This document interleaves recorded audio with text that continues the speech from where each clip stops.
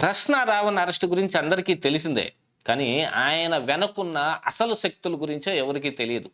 ఈయన్ని వెనకేదో వైఎస్ జగన్మోహన్ రెడ్డో, జడా శ్రావణ్ కుమారో ఉండి ఈ దళిత క్రైస్తవ సభ పేరుతోటి రావణ్ని తీసుకొచ్చి విచిత్రమైన వ్యాఖ్యలు చేపిస్తే అందుకు అరెస్ట్ చేస్తున్నట్టుగా కనపడుతుంది. కానీ అసలైన వ్యక్తులు వేరే ఉన్నారనేది కొంత సమాచారం. ఈ రావణ్ వెనక అర్బన్ నక్సల్స్ లాంటి వాళ్ళు కానీ, లేదు ఇప్పుడు హిందూ మతతత్వ పార్టీలన్నీ వీటన్నిటిని పక్కకి తొలగించడం కోసం సొరస్ లాంటి వాళ్ళు కొన్ని సంస్థలు పెట్టి మరీ ఫండింగ్ చేస్తుంటారు. అలాంటి సంస్థలు కూడా ఉన్నట్టుగా సమాచారం వస్తుంది. అనవసరంగా ఈ జడా శ్రావణ్ కుమార్ ఈ రావణ్తో పెట్టుకొని ఈయన కూడా ఇరుక్కుపోయాడనేది ఇప్పుడు కొత్తగా అందుతున్న సమాచారం. వీటన్నిటి గురించి ఈ వీడియోలో తెలుసుకుందాం. ఏంటిటా కుండబద్దలు కొడతా అట్ట. నమస్కారం, కుండబద్దల ప్రేక్షకులకి స్వాగతం. ప్రశ్న రావణ్ ప్రశ్న అనే ఒకటి యూట్యూబ్ ఛానల్ పెట్టుకొని పవన్ కళ్యాణ్ మీద ఎక్కువగా టార్గెట్ చేస్తూ ఉంటాడు, ఆయన గురించి ఎక్కువగా మాట్లాడుతుంటాడు, వ్యతిరేకిస్తూ ఉంటాడు, కామెంట్లు చేస్తూ ఉంటాడు అనేది ఇప్పుడు బయటకు కనపడుతున్న అంశం. ఇతను ఒక చిన్న యూట్యూబరు, లేదు పాపులారిటీ సంపాదించిన యూట్యూబరు, చాలా ప్రముఖుల్ని ఇంటర్వ్యూ చేసిన వ్యక్తిగా కూడా కొంతమందికి తెలుసు. కానీ అసలైన విషయం అది కాదు. రావణ్ అనేవాడు ఒక చిన్న యూట్యూబర్ కిందనే చూడాల్సిన అవసరం లేదు. ఆయన వెనకున్న పెద్ద పెద్ద శక్తుల గురించి కూడా తెలుసుకోవాలి. వాటి గురించి ఏటి గురించి తెలియకుండా ఈ జడా శ్రావణ్ కుమార్ మొన్న ఏలూరులో పెట్టిన ఈ దళిత క్రైస్తవ సమర శంకారావు సభకి రావణ్ని తీసుకొచ్చి ఇతను అడ్డంగా బుక్ అయ్యాడు. యాక్చువల్గా ఇప్పుడు ఏదో బయటకు కనిపిస్తున్నట్టుగా పవన్ కళ్యాణ్ని విమర్శించాడు కాబట్టి రావణ్ని అరెస్ట్ చేస్తున్నారు, లేదు పిఠాపురంలో ఏదో స్కూల్లో జరిగిన గొడవలో గురించి ఇతను మత విద్వేషాలు రేగొట్టడానికి చేసిన ప్రయత్నం గురించి అరెస్ట్ చేస్తున్నారన్నట్టుగా కనపడతా ఉంది. రావణ్ వెనక చాలా పెద్ద పెద్ద శక్తులు ఉన్నాయి, అది అసలు గుర్తుంచుకోవాలి. ఆయన వెనక అర్బన్ నక్సల్స్ లాంటి వాళ్ళు, ఈ ప్రకాష్ రాజ్, ఎప్పుడో జరిగిన గౌరీ లంకేష్ హత్య కేసు గుర్తుంది కదా అందరికీ. అప్పటి నుంచి బయటపడిన ఈ ప్రకాష్ రాజ్ కానీ, గిరీష్ కర్నాడ్ లాంటి వాళ్ళు కానీ, ఇలాంటి వాళ్ళు కొంతమంది అర్బన్ నక్సల్స్ పేరుతోటి ఇలాంటి భావజాలాన్నే బయటకు బాగా వెదజల్లుతూ ఉంటారు. ప్రజలకు ఏదో ఎత్తి చూపిస్తున్నాం అన్నట్టుగా వీళ్ళ సోషలిస్టిక్ అవుట్లుక్ని, వీళ్ళకి లోపల ఉన్న ఈ సెక్యులర్ అవుట్లుక్ కావచ్చు, లేకపోతే ఇతను ఆల్రెడీ ఏదో జోసెఫ్ అని పేరు పెట్టుకున్నాడు కాబట్టి ఇతను క్రిస్టియను, ఆ భావజాలంతో ఇప్పుడు ఇలాంటివి మాట్లాడుతున్నాడు అన్నట్టుగా కూడా కాదు. ఇది యాక్చువల్లీ సెక్యులరే కావచ్చేమో, వీళ్ళకి మాత్రం బ్యాకప్ ఉండే శక్తులు వేరుంటాయి. ఇలాంటి వాళ్ళు చాలామంది యూట్యూబ్లో కూడా ఉన్నారు.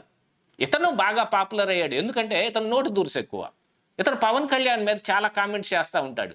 యాక్చువల్గా ఇతను కామెంటింగ్ మొత్తం పవన్ కళ్యాణ్ మీద కాదు. ఈ పవన్ కళ్యాణ్ గుండెలు చరుచుకొని మరీ చెప్పాడు కదా, నేను సనాతన ధర్మ ఆచారకుణ్ణి అని చెప్పి. ఆ సనాతన ధర్మం ఈ రావణ్ టార్గెట్. పవన్ కళ్యాణ్, చంద్రబాబు నాయుడు, జగన్మోహన్ రెడ్డో ఇలాంటి వాళ్ళు కాదు. సనాతన ధర్మం అని ఎవరైతే ఎక్కువ మాట్లాడతారో వాళ్ళే టార్గెట్. అందుకనే రాధా మనోహర్ దాస్ గురించి కూడా మాట్లాడతాడు. కాకపోతే ఏంటంటే కొంతమంది ఇప్పుడు ఆల్రెడీ హిందూ జనశక్తి పేరుతోటి లలిత్ కుమార్ కావచ్చు, లేకపోతే శివశక్తి పేరుతోటి కరుణాకర్ సుగ్గన్ కావచ్చు, ఇలాంటి వాళ్ళ మీద కాకుండా ఎక్కువగా నోటి దురుసు చూపిస్తూ ఉంటాడు. వాళ్ళ వీడియోలు వాళ్ళ టైప్ వేరుంటాయి. కానీ రాధా మనోహర్ దాస్ అలాంటివి కాదు. ఇతను నోరు బారేసుకుంటూ ఉంటాడు, బొకడా బైబిల్స్ అని ఇట్లాంటి మాటలు మాట్లాడుతుంటాడు కాబట్టి అతన్ని టార్గెట్ చేసినట్టుగా చేస్తాడు. కానీ అసలు లక్ష్యం వాళ్ళు ఏంటే పవన్ కళ్యాణ్, రాధా మనోహర్ దాస్ కూడా కాదు. ఇతని అసలు లక్ష్యం సనాతన ధర్మం. ఇప్పుడు ప్రత్యేకించి హిందూ మతతత్వ పార్టీగా పేరుపడ్డ బీజేపీ ఇతను అసలు టార్గెట్. బత్తాయిలు, సాఫ్రూన్ కలర్స్ వీటి గురించి కూడా చాలా ఎక్కువగా మాట్లాడుతుంటాడు. ఇలా మాట్లాడే వాళ్ళు వేరే వాళ్ళు కూడా యూట్యూబ్లో ఉన్నారు. వాళ్ళంటి వాళ్ళలో కేటగిరీకి సంబంధించినోడు. ఇతని అసలు వ్యవహారం కానీ, ఇతను వెనుకున్న అసలు శక్తిని కానీ తెలుసుకోకుండా ఈ జడా శ్రావణ్ కుమార్ వైఎస్ జగన్మోహన్ రెడ్డికి ఉపయోగపడతాడు ఇతను అన్నట్టుగా ఆయన్ని తీసుకొచ్చి పెట్టి ఇతను అడ్డంగా బుక్ అయ్యాడు. యాక్చువల్గా ఈ ప్రకాష్ రాజ్ తోటి ఇతను ఇంటర్వ్యూ చేస్తాడు. 1-2 ఇంటర్వ్యూలు ఎవరితోటైనా చేయొచ్చు, దాంతో ఇతనికి అలాంటి సంబంధాలు ఉంటాయా అని అంటగట్టడం కాదు. ఎస్పెషల్లీ చెర్రీ పిక్కింగ్ అంటారు. ఎక్కడి నుంచి ఎవరిని పిక్ చేసుకుని వాళ్ళతో ఇంటర్వ్యూ చేస్తున్నారో దాని మీదనే ఉంటుంది. ఇతను పివి సునీల్ కుమార్ ఇంటర్వ్యూ కూడా చేస్తే అనవసరంగా రఘురామకృష్ణరాజు కూడా ఈ రావణ్ని పిలిచి మరీ ఇంటర్వ్యూ ఇచ్చాడు. ఎందుకంటే ఇతని వీడియోలు ఎవరైతే చూస్తారో వాళ్ళకి ఈయన మెసేజ్ చేరాలని ఆయన వేరే ప్లానింగ్ వేసుకున్నాడు. కానీ వీళ్ళ ప్లానింగ్ అంతా వేరు. మొన్న ధర్మస్థలిలో ఇది చాలా శవాలు గుట్టలుగా నేనే పాతి పెట్టాను అని ఒక పారిశుద్ధ్య కార్మికుడు వచ్చి పోలీస్ స్టేషన్లో లొంగిపోయి ఇక్కడ అని చెప్పి తవ్విచ్చారు చూడండి. అవన్నీ కట్టుకథలుగా ఉన్న వాటన్నిటినీ నిజంగా ఉన్నాయేమో, ఒకవేళ తవ్వితే బయటపడతాయి కదా అని ఒక శక్తి వెనక నుంచి ప్రోత్సహించి మరీ అతన్ని పంపించింది. ఆ పారిశుద్ధ్య కార్మికుడితోటి ముందు ప్రకాష్ రాజ్ మాట్లాడాడు. అంటే ఎస్పెషల్లీ ధర్మస్థలిలోనే ఎందుకు ఈ పని చేస్తాడు? ఎందుకంటే అక్కడ ఒక కథ ఉంది కాబట్టి, అక్కడ ఏదైనా బయటపడితే సనాతన ధర్మానికి దెబ్బ కాబట్టి వీళ్ళందరూ టార్గెటింగ్ వచ్చి సనాతన ధర్మమే ఉంటుంది. అంతకు మించి ఈ రాజకీయాలు కానీ, లోకల్గా ఉన్న ఈ అధికారాలు కానీ వీటితోటి పని కాదు. వీళ్ళందరికీ బ్యాకప్ చేసే వ్యక్తి సోరెస్. ఆయన ఎన్ని రకాలుగా దాని గురించి కూడా, ఆ సంస్థల గురించి కూడా చాలాసార్లు బయటకు వచ్చింది. బీజేపీని పక్కన పెట్టేయడానికి, వాళ్ళకి అధికారం కోల్పోయే విధంగా చేయడానికి ఏ శక్తి అయితే పని చేయగలదో వాళ్ళందరికీ వాళ్ళు ఫండింగ్ చేస్తూ ఉంటారు. అది ఏ శక్తి అయినా సరే. ఇప్పుడు కేజ్రీవాల్, కేజ్రీవాల్ లాంటి వాళ్ళు కానీ, లేకపోతే వాళ్ళ దగ్గర నుంచి బయటపడి ఇప్పుడు ఈ కాక్రోచ్ పార్టీ, ఇలాంటివి కూడా ఎక్కడి నుంచి పుడతాయి? ఇప్పుడు ఇందులో అనవసరంగా చాలామంది వ్యక్తులు మేము కాక్రోచ్లు అని చెప్పుకునే స్థాయికి వచ్చేసారు. కానీ కాక్రోచ్ పార్టీ కానీ, దాని వెనకున్న అసలు శక్తులు కానీ వేరే ఉంటాయి.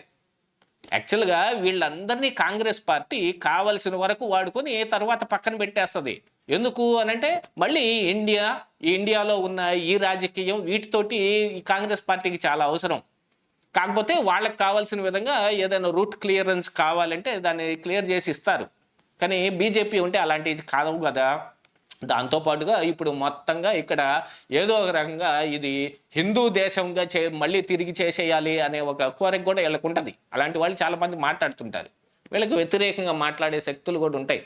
మీకు గతంలో కూడా ఒకసారి గుర్తుంటే మన తెలంగాణ గవర్నర్గా చేసిన తమిళిసైని కూడా ఒక అమ్మాయి ఏరోప్లెయిన్లో కూడా కొంత దోషం చేసింది. ఆ పిల్లని కూడా అరెస్ట్ చేశారు. ఇట్లాంటి వాటికి అన్నిటి వెనక ఇలాంటివే ఉంటాయి. ఆవిడ ట్వీట్ పెట్టడం కానీ, వాళ్ళ ఉద్దేశాలు కానీ. ఈ ప్రకాష్ రాజ్కి ధర్మస్థలిలో ఉన్న ఈ వ్యక్తికి ఫోన్ చేసి మాట్లాడాల్సిన అవసరం ఏముంటుంది అంటే, వీళ్ళంతా అర్బన్ నక్సల్స్.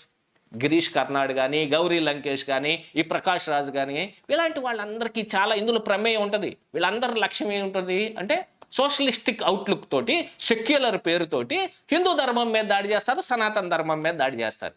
దానికోసం ఉపయోగపడేవాడు ఈ రావణ వెనక చాలా పెద్ద శక్తులు ఉన్నాయి. చాలా చిన్న యూట్యూబర్ ఏం కాదు ఇతను. అసలు సంగతి అది అక్కడుంది.